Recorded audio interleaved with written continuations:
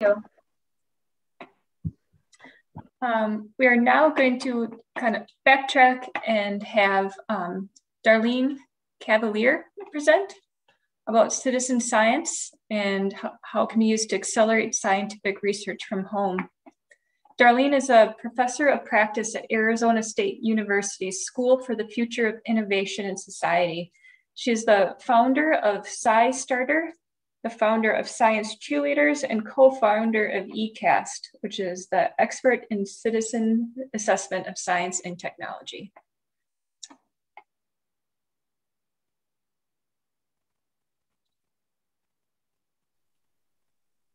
Okay, there we go. Hi, nice to see you. Great presentations. Thanks for having me, and thank you for being patient and allowing me to speak, even though I kind of missed my turn. So I'm going to share my screen, present some slides, and at any point, please feel free to jump in or put your questions in chat, please. Okay. Loading. All right, let me jump back to the beginning, which is where it should start. And don't worry, we're gonna zip through a lot of these different slides, partly because you've already been hearing about citizen science from some great previous speakers. So citizen science is a way to accelerate research, democratize science, engage people, regular people from all walks of life in scientific research, and answer questions that just couldn't be answered without their help. We like to say at Scistarter and Arizona State University and with our partners that it's a way to act upon issues that you might be curious or concerned about.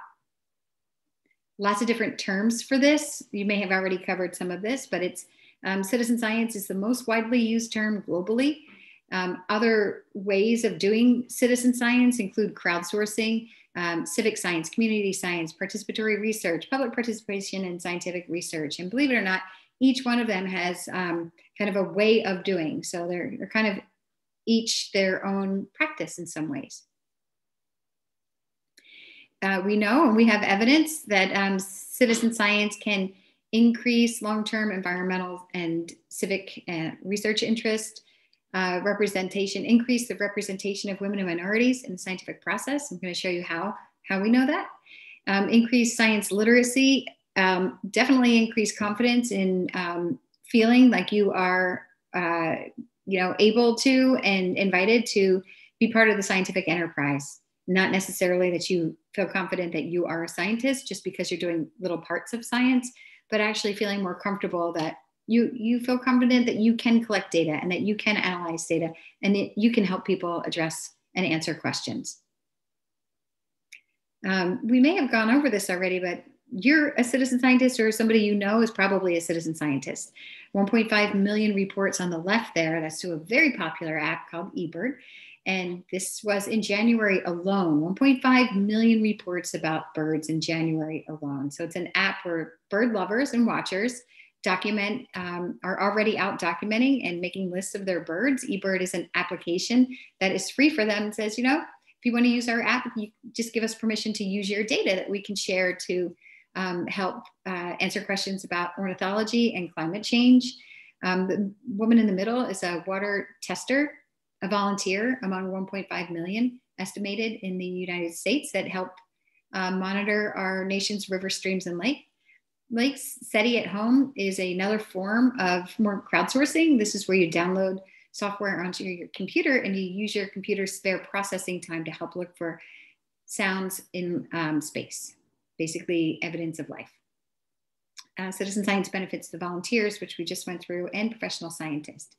It increases and accelerates the rate of scientific research. This is an example of a project called Sciencestarter, where citizen scientists were asked to look at certain images online, identify characteristics, and the amount of data that they sorted through accurately in 3 months equaled the amount that it took the professional scientists working on that program to do in 18 months. And there's example after example of things like this. My friend Julia Parrish and her colleagues did some deep dives into the value of citizen science to see if you might be able to value financially the conversion of their volunteer time. And in a study of 38 citizen science projects, mostly geared towards ecology. She found that 1.3 to 2.3 million of those citizen science volunteers had an economic value of $2.5 billion a year. And there's outcomes. There's a lot more than this. I need to update this slide, but basically what we're saying here is citizen science is serious science. Half of what we know about migratory paths and changes in birds and climate change came from citizen scientists. I'm going to skip this slide, but it's basically just evidence that shows that there are more and more papers that are cited that use data from citizen scientists. Sorry. Millions of people enjoy science and nature, and thousands of scientists, these are the project leaders, although we know that there's project leaders and organizers from communities as well, need their help, and they can't always find each other. So this is where Scistarter comes in. Scistarter is a website that helps people find opportunities to engage in science. The website has thousands of projects, typically added by a project leader or imported through a number of different partnerships with federal agencies and citsci.org, Anecdata. We import from Zooniverse, from iNaturalist, and from other countries as well. And then we share the database and embed it on media partners' websites and lots of other partners. So this is what the homepage of Scistarter looks like, where you can search by, I'm going to show you some search terms that are used, but think about it as the Amazon of citizen science. Advanced search allows you to look specifically. It's not helpful to have a database of 3,000 projects if you can't find the one that is best for you. So millions of people use Scistarter to find opportunities. 100,000 of them have registered accounts. These are very active users. So we keep an eye on this section here of how people are searching for projects, and we sometimes update the filters accordingly. Lots of people were looking through activities. In other words, show me things I can do outside while taking a hike or near a beach. Show me things I could do in 5 minutes. Then we, of course, have topics. Do these projects have classroom materials, age levels, so forth? This helps people just really zero in on the right type of project for them. And as a participant, you can find recommended projects. You can track your contributions to projects. I'm going to show you how, across all different projects, because none of these, with the exception of 12, you don't really do the projects on Scistarter. You find something and you go and you do it on a different website. We don't ever want to take away from that. But what we are able to do is, for hundreds of those projects, create a system so an individual can track their progress across any project that they're joining that uses APIs from Scistarter. And then be able to display, if they wish to share that, they can display it on their profile. For some of the partners that we work with, it's very helpful to have this evidence. If a teacher is assigning 3 or 4 projects, it's really nice for that student to have one single dashboard that shows evidence of their engagement there. If the Girl Scouts have done a project together as a troop, it's really nice for that troop leader to be able to see what the girls are doing, especially as more and more things have moved online and they need that digital connection. This is just a very messy slide that shows you lots of projects link into Scistarter. They use Scistarter as a promotion and a recruiting tool. And they also feed a lot of data back to Scistarter that allows us to get those great analytics to share with individuals and with facilitators and organizations. I'm going to skip this. This basically is exactly what I just said. We take a lot of information in and we share a lot of information out. We got a lot of partners too. This is how this works. For Verizon, Scistarter is one of the platforms that's used for their corporate employee volunteer thing. So employees are asked to do 4 hours of volunteerism a year. Many of them do it through Scistarter. So they're doing citizen science as part of their volunteer work there. Osher Lifelong Learning, a number of chapters. We work with them to train the trainer. So we actually train the 55 and older community. Actually, I think it's 50 and older community on what citizen science is, and then how they can actually bring citizen science to their communities through libraries or through some of the online resources that we provide. Girl Scouts has a whole badge. It's called Think Like a Citizen Scientist Journey that's run through Scistarter. And then we have a number of media partnerships. Every month you'll see an article about citizen science in NSTA's 2 magazines, one for high school and one for middle school. And you see our project finder embedded on Discover Magazine's website. You'll see a blog that we run there and so forth. This is just saying the same thing that I just said. And it also just talks a little bit more about some of the partners that we work with and some of our funders that are from National Science Foundation, National Library of Medicine, private foundations, We work very closely with Arizona State University, where I work, and then also with North Carolina State University. And what we do is we look for barriers. We try to look for ways that people are not able to get involved. Is it because they're unaware of these opportunities? Is it because they don't have access to the equipment that may be needed? Is it because they don't understand the protocols? What's happening? Or do they start and then drop off because they're not hearing back from the project leaders? So we did identify that physical instruments is definitely a barrier. People would save or bookmark projects, but wouldn't join projects that had required materials that weren't easily found around the home. So we did a number of research projects and tested some things out and ended up creating a series of kits that are available in libraries now. They're actually moved into circulation. You can check them out for 2 weeks at a time to do citizen science. And it makes sense because public libraries lend out everything from audiobooks and telescopes to instruments and so much more. So now they're lending out citizen science kits. Here's some examples of some of the pilot work that we did to come up with the kits. And now there are at least 6. Here's an example of 3.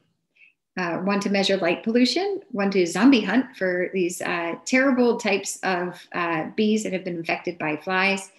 The flies are the terrible ones, but you can be a zombie hunter with one of the kits there, or exploring biodiversity by using materials and resources that the library makes available to you. You can see the kit items here at the bottom.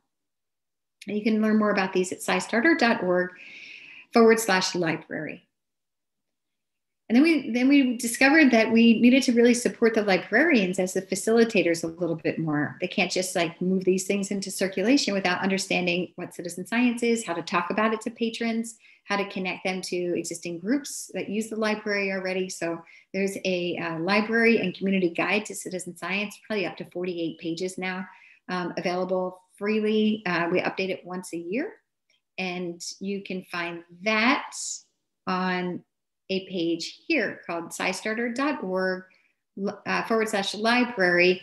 And I'm going to add a hyphen resources. So many resources there that anybody can use. They're all free, they're customizable. Anything from creating like recipes to create these kits where you are, videos on how to use them, the downloadable guide that I mentioned, and lots of other free resources to introduce citizen science to communities. We won't watch the video. Oh, how do I move beyond that? Okay, here's examples of some of the resources that were developed then for Citizen Science Month, which is in April, coming up.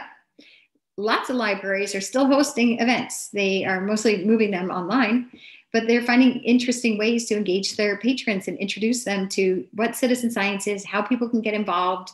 Sometimes they mobilize engagement around a particular project that they think their local community would be interested in.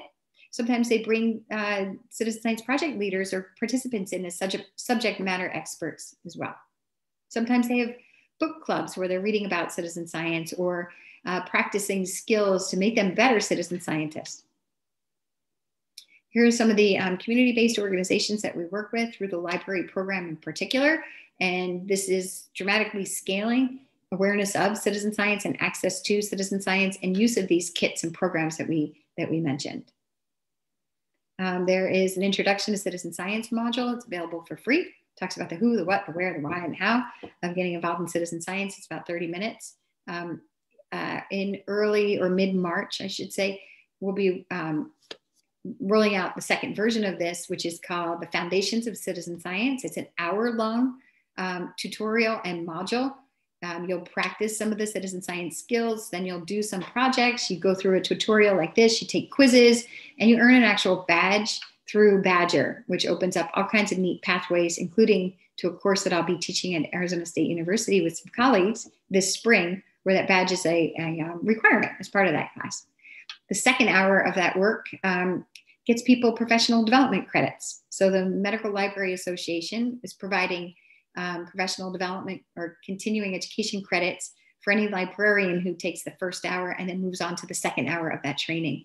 We're really anxious to see this scale with other types of communities, to see this scale with the Osher Lifelong Learning Group for that second hour, to see this scale with teachers for that second hour. And we figured out quickly too that we needed to make these things more accessible. So accessible in terms of language, accessible in terms of making sure that they are useful for screen readers, that we're not practicing what we preach in terms of lowering some of the barriers. And this is fun. These are just images that you'll see on Facebook and Twitter and Instagram throughout the month of April, along with a lot of our partners, and just letting people know, like, this is citizen science. These are people that are exploring biodiversity near you. This is citizen science. This is somebody who's helping to accelerate research on Alzheimer's by playing an online game. Again, citizen science, taking pictures, sharing information that you have, looking around you, paying attention, and actually sharing that data with people who can use it. Measuring light pollution in Arizona, this is a big one. People love to stargaze. They can't stargaze if light pollution is creeping in. In the process of sharing their observations while they're already doing something they love, they're starting to discover the harmful effects of light pollution too. So I think that's exactly my time. I may have more time. Did I go too fast? If so, we can leave it open for questions and answers.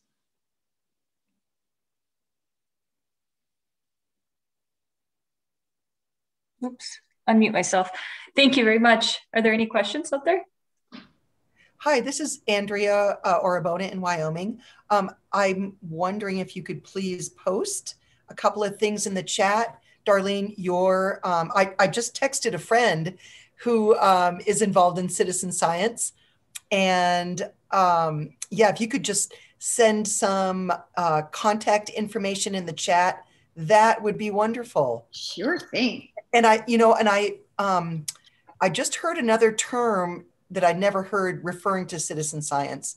It was something like public science. And I was like, okay, well, I'm not sure about that, but I like the fact that citizen science still sticks. I think that's the best term ever.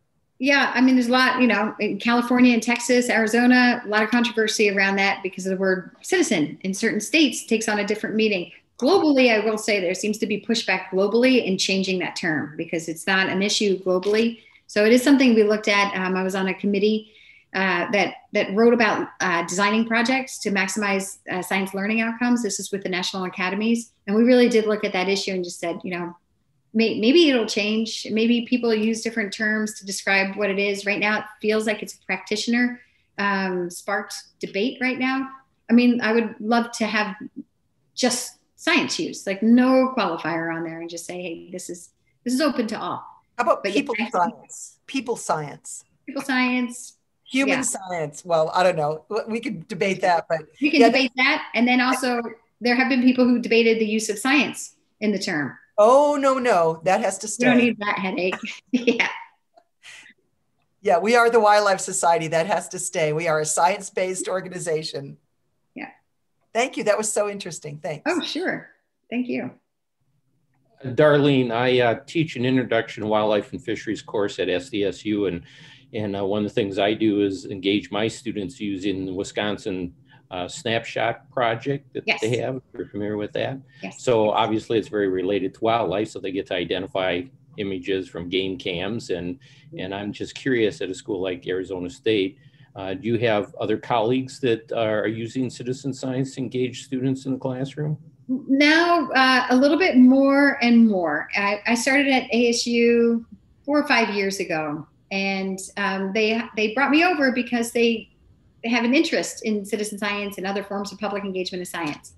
And I did struggle a little bit to find others at ASU who were interested in the topic and developing research projects that could be activated.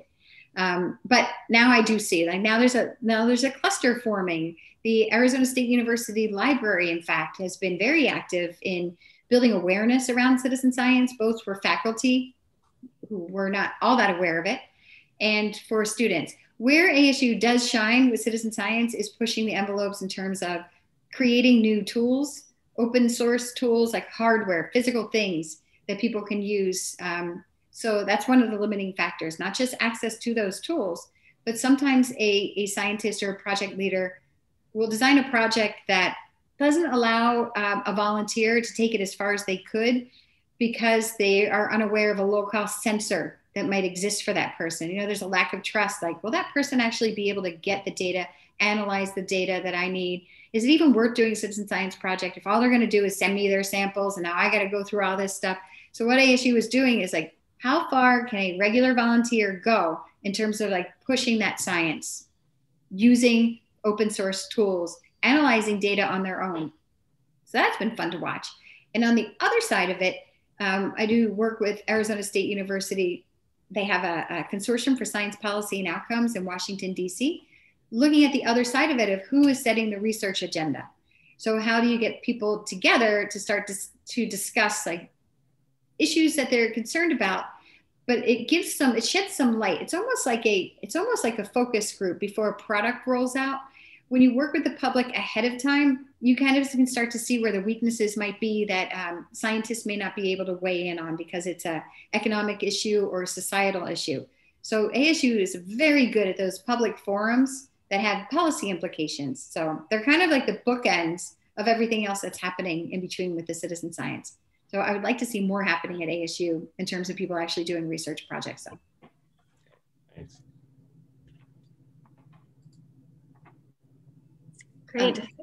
Any last questions? Oh, sorry, go ahead, Darlene. They do have people looking at pollinators. And in fact, on Citizen Science Month in April, we're trying to get people who are on campus, you know, they're slowly coming back to campus, to engage in basically mapping all the different campuses in the greater Phoenix area, mostly around Tempe, to start to look for pollinators and flowering plants, because they have a lot of researchers who do use that type of data.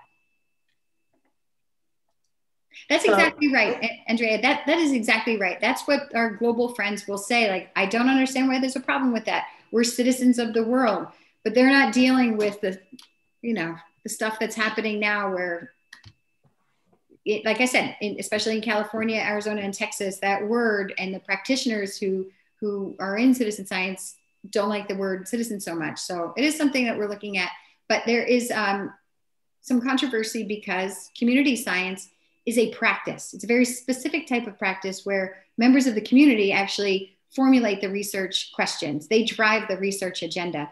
That is pretty different than most of the forms of citizen science where you're either adding data or analyzing data. So. Yes, and thank you for that. This is all these citizen science is not new to me, but the sort of the context in which we are approaching it today is definitely different. I did just heard back from my friend Anya Tyson, and she said she has heard of Scistarter. They have a nice interface for both citizen science project managers and citizen science opportunities who are seeking volunteers. Nice. So, thank you, Anya. Yeah, passing that on in real time here. Thank you. Please thank Anya for me.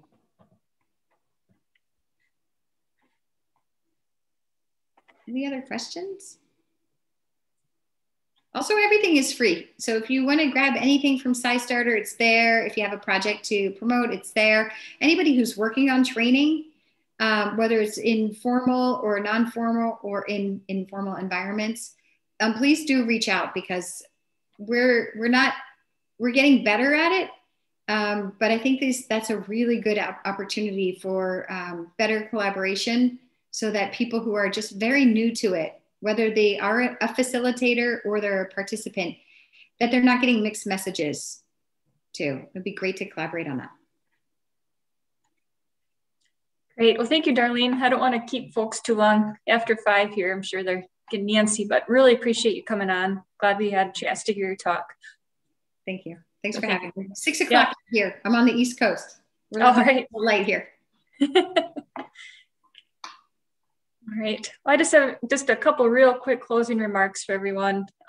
Mostly, I want to thank everyone for attending and hope to see you all back tomorrow. I'm not going to beg and plead with you, but I would really like you to consider participating in our annual chapter business meeting tomorrow morning. It starts at 9 o'clock. If you haven't been to one before, it's a great opportunity to learn what our chapter and our committees have been up to. And this year, you should at least not have the excuse of not showing up because you're up too late closing down the bar. So I hope to see you all there. Then following the business meeting, starting at 11 o'clock, we will be presenting our student awards and the Citizen and Professional of the Year awards. And then our presentations will take off then again at 1 o'clock. So thanks again, everybody. And hope to see you all tomorrow. Great job. Thank you.